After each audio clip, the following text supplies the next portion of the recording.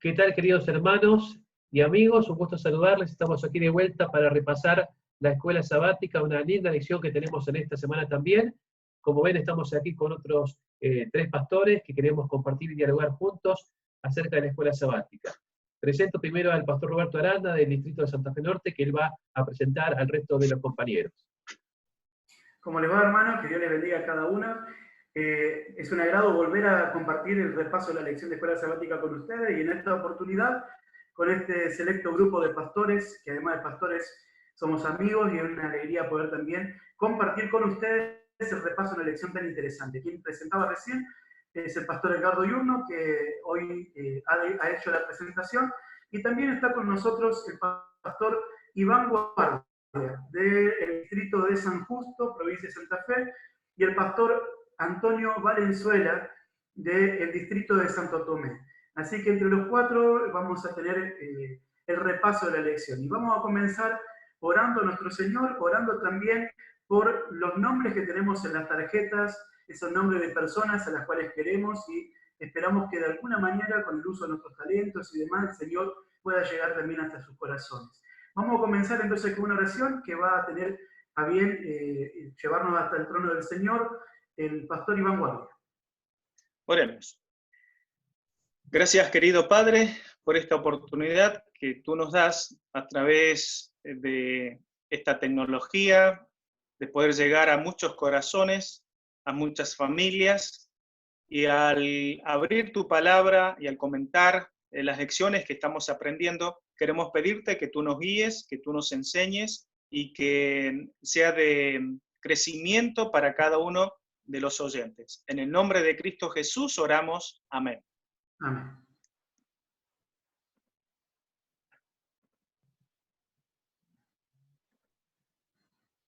Muy bien. Ahí estamos entonces ya abriendo nuestra presentación para ir guiando el diálogo. Pastor Valenzuela va a ir coordinando el repaso. Adelante, Antonio. Tenemos problemas de sonido, quizás. Vamos a esperar que el pastor Antonio activa el micrófono. Y sí, mientras que lo activa, le comentamos que él va a ser quien va a coordinar la lección, el repaso de la lección a continuación. Ahí estamos. Ahí está, muy bien. ¿Ahora me escuchan? Muy bien. Ahora sí. Creo que sí. Muy bien. Buenos días, buenas tardes o buenas noches, porque en algún momento del día seguramente vas a ver este video y queremos agradecerte porque todos los viernes de noche o sábado, domingo nos estás acompañando en esto que nosotros denominamos el repaso de la lección de escuela sabática. Pastor Aranda. Sí. La lección de esta semana nos habla de la Biblia como fuente autoritativa de nuestra teología. ¿Qué significa esto, que la Biblia sea una fuente autoritativa? Muy bien, el título de la semana justamente lo resume muy bien. Es la única autoridad que tenemos donde construir nuestra teología, o sea, nuestras creencias, nuestras doctrinas están basadas solamente en la palabra del Señor. Lo que durante esta semana estamos haciendo es repasar cómo nuestra cultura, la tradición, nuestra forma de pensar, nuestro raciocinio, nos influye a la hora de estudiar la palabra del Señor. Es necesario poder entender estos temas para que entonces sea lo más pura posible el repaso de la Biblia que hacemos a la hora de construir nuestras creencias. Muy bien, Pastor Yurno, ¿qué hacemos con la manera en que nos educaron, la forma en que nos enseñaron a pensar, las tradiciones, ¿sí? ¿Qué lugar ocupa todo esto con respecto a esto que la Biblia es la única fuente de autoridad? Bueno, efectivamente, Antonio, la tradición tiene un lugar muy importante en la experiencia humana porque muchas cosas se hacen o se dejan de hacer porque están de acuerdo o están enfrentadas con la tradición. De forma tal entonces que Jesús fue un gran enemigo de aquella tradición que no está inspirada en el mensaje de su palabra, y también esa misma forma o ese mismo duelo entre tradición y revelación fue el que tuvieron los discípulos o los apóstoles. En este caso vemos que San Pablo en Colosenses 2.8 dice: tened cuidado y no dejéis llevar por quienes os quieren engañar con teorías y falsos argumentos, pues ellos no se basan en Cristo, sino en las tradiciones de los hombres y en los poderes que dominan este mundo. Así que, de alguna manera, la palabra de Dios nos advierte que la tradición tenga que ser analizada según Cristo, o lo que Cristo ha revelado y ha dictaminado en el mensaje bíblico. Fijémonos que todo lo que es humano tiene cosas buenas y malas. ¿Qué hay de bueno en la tradición? Dirá alguno. ¿Es todo malo? ¿Es todo bueno? Bueno, hay cosas buenas y cosas malas. Lo bueno que tenemos en la tradición es que nos ayuda a recordar nuestra historia, lecciones y experiencias pasadas, nuestras o de otros antepasados, y ver en qué ellos se equivocaron y qué hicieron bien. En la Biblia también tenemos muchas tradiciones, como por ejemplo la fiesta de Purim, que recordaba un hecho importante como fue la liberación en época de la reina Esther, o tradiciones bíblicas como las fiestas del Antiguo Testamento, que no son válidas, pero tienen lecciones espirituales importantes, ¿no es cierto?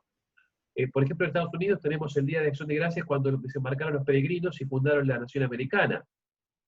Hay cosas culturales que no son pecaminosas. Sin embargo, lo malo de la tradición tiene que ver con suplantar verdad con tradición o agregar elementos erróneos, supersticiones contrarias a la fe. Ahí entonces tenemos algo para prestar atención y no mezclar lo que Dios ha dicho con lo que el hombre ha dicho o lo que el hombre opina acerca de la revelación, que no está basado justamente o en línea con lo que Dios ha revelado, ¿no es cierto? Ahí, Edgardo, también hay un detalle interesante, que muchas veces las tradiciones que tenemos incluso como iglesia pueden haber tenido un buen comienzo y un motivo importante. El tema es que cuando se afirman y cuando se transforman en un principio casi en la iglesia, un fin en sí mismo, y finalmente hasta incluso cuando se quieren cambiar, producen división en la iglesia, ahí las tradiciones pueden empezar a volverse nocivas, aunque quizás en sí no tenga nada de malo, pero nosotros somos los que transformamos esa tradición en algo tan estricto, algo tan firme, algo tan incambiable, que finalmente se transforma una tradición en algo más importante que el consenso de la iglesia, que la unidad de la iglesia, que la evangelización, y es ahí donde puede tornarse una tradición en algo malo. Pongo el siguiente ejemplo. Un ejemplo nada más. Los primeros días de la iglesia en Estados Unidos, siglo XIX, en las iglesias se acostumbraba a que mujeres se sentaban en una mitad y los hombres en otra mitad. Era una tradición, ¿no es cierto? Unos para un lado, otros para el otro. Hoy en día nosotros nos sentamos con amigos, familia, parientes, etc. Pero si alguien dijera no, tiene que ser así porque nuestros primeros hermanos se sentaban así, sería una tradición que de alguna manera incomodaría a muchas personas y puede ser barrera para que algunos nuevos se incorporen a la iglesia. Tenemos que ver qué tradición nos da, nos arraiga a las cosas buenas de la fe del pasado y qué cosas pueden ser contraproducentes, ¿no, Antonio? Muchas gracias. Ahora, es interesante, ¿no? Por eso el Señor Jesús dijo, escrito está. O sea, a la ley y al testimonio, mostrar, ¿no?, que es algo que dice la Escritura, pero no tomando pasajes aislados, ¿cierto? Porque muchas veces las tradiciones se basan en pasajes que tomo aquí, tomo allá, y de esa manera yo formo una teología que no está en las Sagradas Escrituras. ¿Iván? Sí, hablando un poquito en cuanto a este tema de la tradición, cómo puede desviar nuestra comprensión o nuestra atención hacia Dios, o mejor dicho, hacer la voluntad de Dios. Como todos sabemos, todas las iglesias cristianas se basan en la Biblia. Y en la época de Jesús, el pueblo hebreo, Jesús mismo, estudiaba las Escrituras. Pero había llegado a un momento donde se había escrito o tratando de reinterpretar, digamos, lo que la Biblia decía, que llegó un momento eso a tomarse como una costumbre, una tradición, se formaron escuelas, seguían a ciertos rabinos, maestros, con su forma de pensar, de interpretar, digamos, las escrituras, y llegó un momento en que eso era más importante que las escrituras en sí. ¿Cuál es el peligro? Que hoy también podemos tener hoy un peligro de desviarnos del texto bíblico, de lo que dice, digamos, la frescura de la palabra de Dios, y como alguien mencionó entre ustedes, tener en cuenta siempre el texto, el contexto, qué es lo que nos quiere enseñar, el momento en que fue dicho, y también luego interpretarlo para hoy, ¿no? Hoy en día, muchos decimos también creer en Dios, pero a veces por cuestiones familiares, por tradiciones del hogar, de la familia o de la cultura misma, no tomamos decisiones a favor de Dios en lo que dice la Biblia.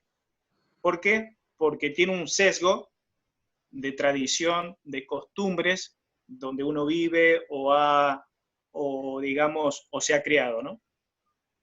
Se ha educado. Muchas gracias, Iván. Ahora una pregunta para usted, hermano o hermana, que nos está por mirar, ¿sí? La pregunta es, ¿cuán importante es la Biblia en tu vida? ¿Es esta más importante que las tradiciones? ¿O tendrías que replantearte nuevamente en qué es lo que vos estás creyendo? Si es más fuerte la tradición o si es más fuerte los principios que están en la Santa Biblia. Otra de los ítems que tenemos en esta semana, muchachos, tiene que ver con la experiencia, con las emociones, ¿verdad? Con aquello que siento, que deseo, que anhelo. Dice, ¿dónde pues está aquel sentimiento de felicidad que experimentabais? ¿Dónde quedó? Pero las experiencias son todas malas, las experiencias son todas buenas. ¿Qué opinamos de esto, Robertito? Muy bien. Las experiencias obviamente que son necesarias, porque el conocimiento de Dios no tiene que ser solamente intelectual, el conocimiento de Dios tiene que ser una experiencia, no se puede explicar. Seguramente hemos intentado a veces hablarle a un inconverso acerca de la experiencia de la salvación. Y cuando le contamos acerca de lo que es la salvación, la conversión, nos faltan palabras para explicarlo, porque así como el sabor o un aroma no se puede explicar, sino que se debe sentir, así también la Biblia nos ofrece, junto con su lectura, una experiencia que nosotros tenemos con el creador, con el autor de la Biblia. Esa experiencia es necesaria para una comprensión clara. Es de ahí que el Señor dice que debemos de conocerle, pero la Biblia, este conocer, representa una intimidad, representa una cercanía, representa, como estamos diciendo, una experiencia que tenemos que tener con Dios. Por supuesto que nuestras experiencias, al ser tan humanas, también pueden ser dudosas a veces en su interpretación de la experiencia que he tenido, cómo la interpreto o incluso cómo la construyo para luego contarla. Así que por supuesto que nuestra experiencia no puede estar nunca por encima del estudio de la palabra. Muchas gracias. Edgardo, ¿qué opinamos con respecto a qué hay de malo en la experiencia? Bueno, de hecho, si uno va a tomar conclusiones en base a la experiencia, podrían ser conclusiones muy engañosas, porque no todas las experiencias son buenas, no todo lo que experimentamos o sentimos proviene de Dios o es una señal, como algunos piensan que solo se manejan por señales que Dios le pueda dar. Eso puede ser peligroso porque nuestra fe o nuestra doctrina basada en experiencia haría que todo cambie porque la experiencia humana va, viene, los sentimientos van y vienen, y muchas veces la experiencia contradice la Biblia. Por eso decimos que la Biblia es la regla y la prueba de toda experiencia, porque lo que Dios ha dicho que debe pasar y debe ocurrir y tiene que ser, es firme. En cambio, las circunstancias humanas, las pruebas o el pecado logran nublar muchas veces el conocimiento humano y hasta la experiencia humana. De forma tal entonces que tenemos que saber que lo único seguro es ni más ni menos que la palabra de Dios. La experiencia tiene sus ventajas, pero no es, o no puede ser la base para la enseñanza o para la fe de nadie. Muy bien, nuevamente la pregunta que deberíamos hacernos, ¿cierto? Es cómo está nuestra experiencia con relación a lo que dice las Sagradas Escrituras. Creo que este es un momento en que cada uno podría reflexionar con respecto a este punto. El otro que vamos a analizar... Pastor Tony, Sí, antes sí, que sigamos sí, avanzando sí, un poquito, dale. permítame agregar algo a lo que dijo el pastor también Edgardo, en cuanto a la experiencia. Tiene que haber siempre un equilibrio. Hay muchos que por ahí al leer, y tenemos que leer y estudiar la Biblia, al momento de tratar de conocer a Dios, algunos han sostenido que hay un vínculo, una relación entre la persona que estudia a Dios en la Biblia y surge una experiencia, y en esa experiencia tratan de desarrollar una teología, cuando todo nuestro pensamiento, nuestro razonamiento, tiene que ser un escrito está. ¿Qué es lo que dice la Biblia, ¿no? Entonces, por eso, alguna vez algunos han malinterpretado la Biblia, y aunque se daban cuenta de lo que la Biblia decía, un ejemplo, vamos a hablar sobre los 10 mandamientos, ¿no? Si los 10 mandamientos dicen, bueno, no robarás, pero algunos decían, bueno, hasta que yo no lo sienta, que Dios me diga, por ejemplo, que no hay que robar, no lo voy a hacer. Estamos dando un caso hipotético, un caso extremo, ¿no? Entonces, eso es un peligro, porque yo no puedo hacer una teología en base a lo que yo siento, a lo que yo experimento, emociones, sentimientos, con supuestamente, digamos, con Dios, ¿no? Por eso todas nuestras emociones, todo tiene que estar filtrado por la palabra de Dios. Muy bien, la siguiente vista que vamos a ver, yo tengo allí algo para preguntarle a los tres, ¿sí? Tal vez Edgardo pueda poner todo lo que está en esa vista, así vamos viendo todos, muy bien, lo dejamos ahí. A ver, como adventistas del séptimo día, nosotros creemos en la inspiración, ¿cierto? A través del Espíritu Santo, de los mensajes que Dios proveyó a Elena de White, ¿verdad? Ahora, para nosotros, la Biblia es la fuente de autoridad principal. Pero tomando el día martes de la lección de escuela sabática, hay una cita que colocan de Elena de White, donde yo tomo lo siguiente: los seguidores de Cristo han de estar separados del mundo en sus principios e intereses, pero no deben aislarse del mundo.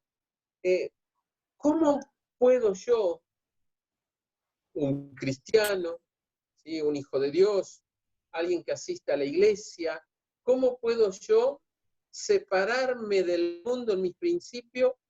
¿Sí? ¿Cómo puedo estar separado, pero a la vez vivo en el mundo y al vivir en el mundo me encuentro con toda una cultura que invade mi vida personal e invade mi familia? Entonces, ¿qué de bueno puedo encontrar en esa cultura y qué de malo? Muchachos. Bueno, creo yo que la palabra de Dios nos habla acerca de que cuando tenemos que dar el Evangelio, recibir el Evangelio, cuanto menos barreras se crucen, mejor. Va a ser más sencillo para la persona que quiere ser o necesita ser alcanzada poder escuchar el Evangelio. Por lo tanto, Dios siempre trató de que los parecidos ganen a los parecidos, y cuando no los hubo, entonces el misionero iba y se adaptaba, como Pablo dice en 1 Corintios 9, ¿no es cierto? Me he hecho a los judío, al griego, al que estaba sin ley como si fuera sin ley, etc. Pablo se adaptó para poder parecerse lo más posible sin por eso renunciar al mensaje del Evangelio y a los principios de vida y transformación que él tenía que dar.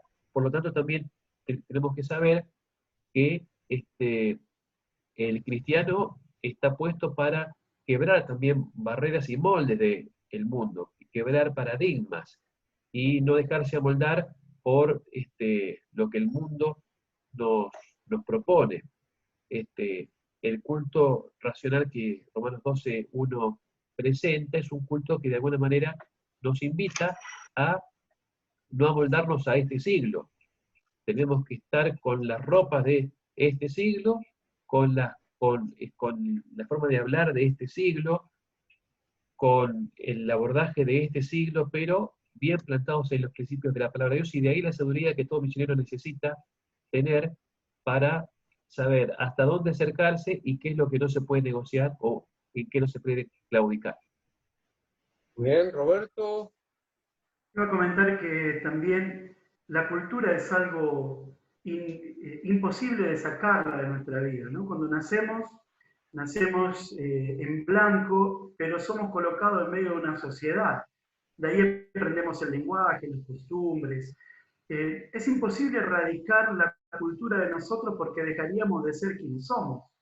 Hay muchas áreas de la cultura que son necesarias incluso para vivir en sociedad, para estar organizados. Claramente no es el tema dejar de ser personas de esta tierra. El Señor mismo en su oración, en Juan 17, dice, no te ruego que los saques del mundo, sino que los guardes del maligno. O sea que tenemos una función en nuestra cultura. En una iglesia adventista de aquí, de esta zona, de Sudamérica, entramos a la iglesia, nos damos la mano, es un acto que en culturas de otro continente quizás no tiene sentido, tal vez ellos se sacan el calzado, se sientan en el suelo. Son cuestiones que tienen que ver con la cultura y que nos hacen vivir en sociedad de forma ordenada. Son cosas positivas y buenas de la cultura. Sin embargo, vamos a encontrar muchas veces que algunos aspectos de la cultura en la que estamos pueden influir negativamente a la iglesia y a la experiencia cristiana. Puede haber tal vez algún género que tenga que ver con la violencia ya arraigada en la comunidad. Puede haber también diferentes maneras de administrar el tiempo, el dinero u otras cosas que tengan que ver con la cultura en la que hemos nacido, y el Señor comienza a corregir entonces los aspectos negativos de la cultura. Entonces lo que quiero decir es que cuando ponemos a un lado la cultura y al otro lado la Biblia tiene preponderancia, primacía por sobre la cultura que hemos heredado. Muchas gracias. Iván, una pregunta más. A ver, la palabra de Dios se escribió en una cultura específica.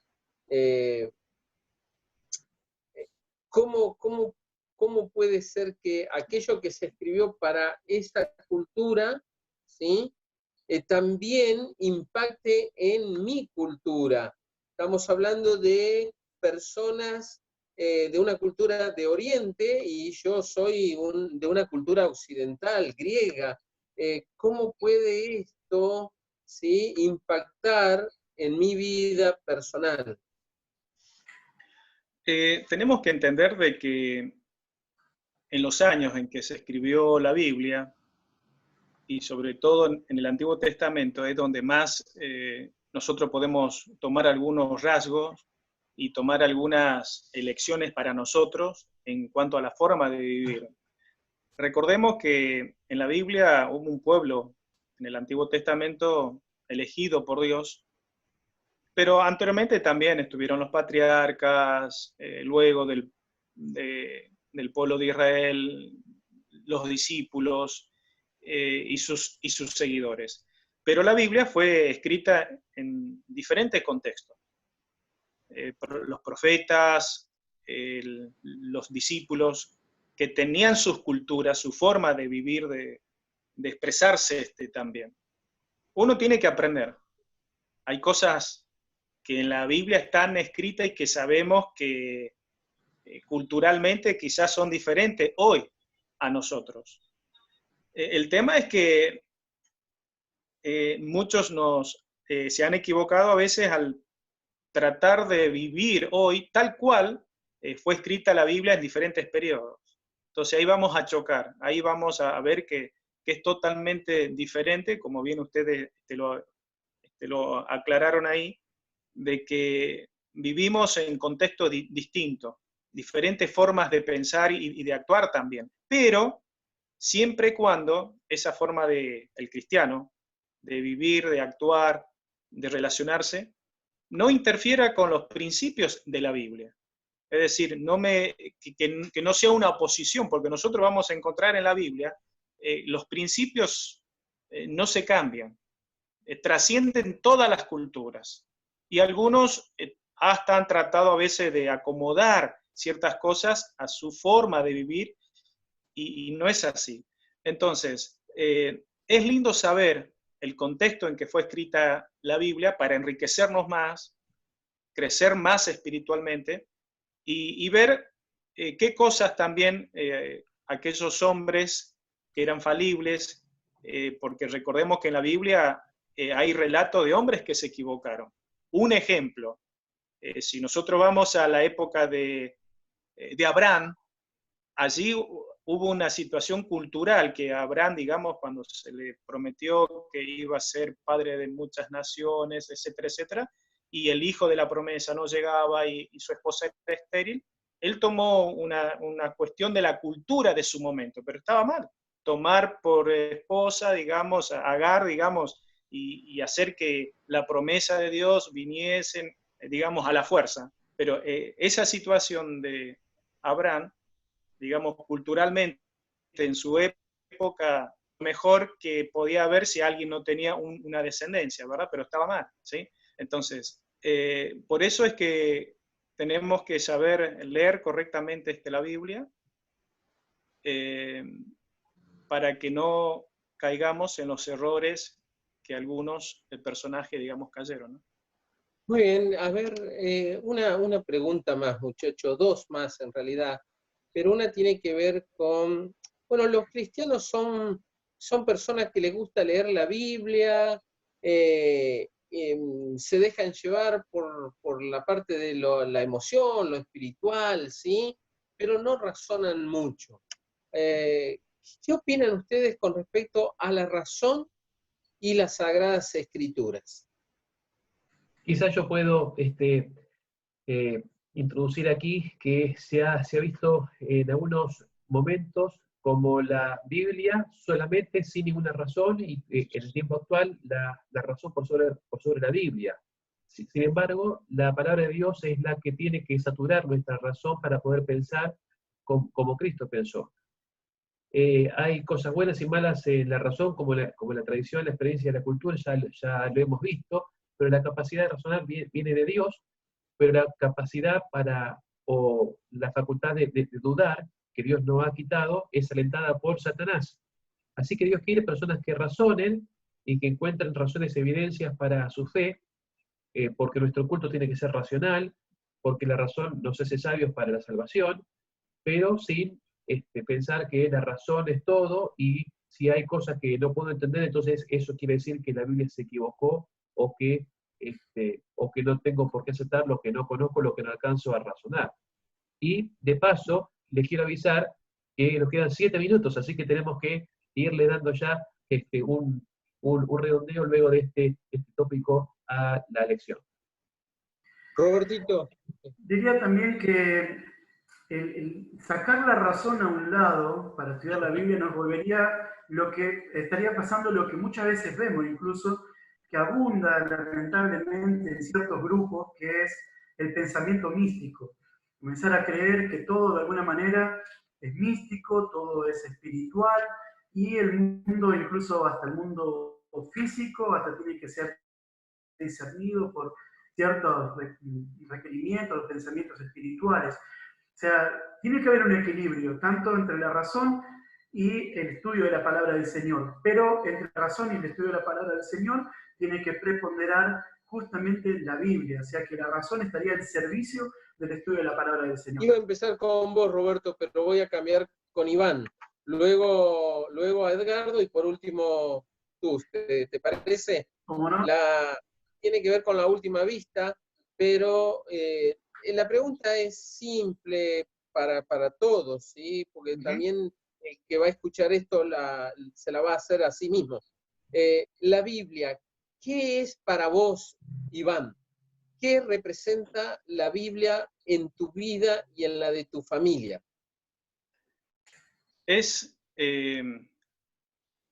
podríamos decirlo, para no caer quizás en un misticismo, es conocer la voluntad de Dios para mi vida, es la guía, es los mejores consejos que yo puedo tener para mi vida, la encuentro en la Biblia porque es la palabra de Dios.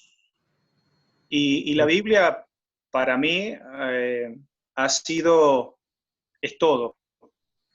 Es algo inagotable, es algo precioso, es algo que nunca la fuente de conocimiento, de sabiduría, de orientación, es algo que no se termina, es tesoro, como dice la palabra de Dios, es una luz en mi vida, en mi familia, y gracias a que, y esto lo puedo decir en experiencia personal en la familia, a que había interés cuando yo era chiquito de mis padres de conocer la Biblia porque no encontraban respuesta en ciertas personas, gracias a que descubrieron o que alguien les llevó o un estudio de la Biblia, uno puede decir, hoy somos los que somos, gracias a Dios, por conocer la palabra suya, ¿no? Amén. Edgardo. Quizá, ¿no es cierto?, pensar qué seríamos sin la Biblia, o si conocemos a alguna persona que ignore la Biblia o que rechaza la Biblia, cómo vive esa persona y cómo vivimos nosotros. Quizá ahí está la gran respuesta de lo que la Biblia logra en las vidas de las personas que le abren el corazón. Roberto.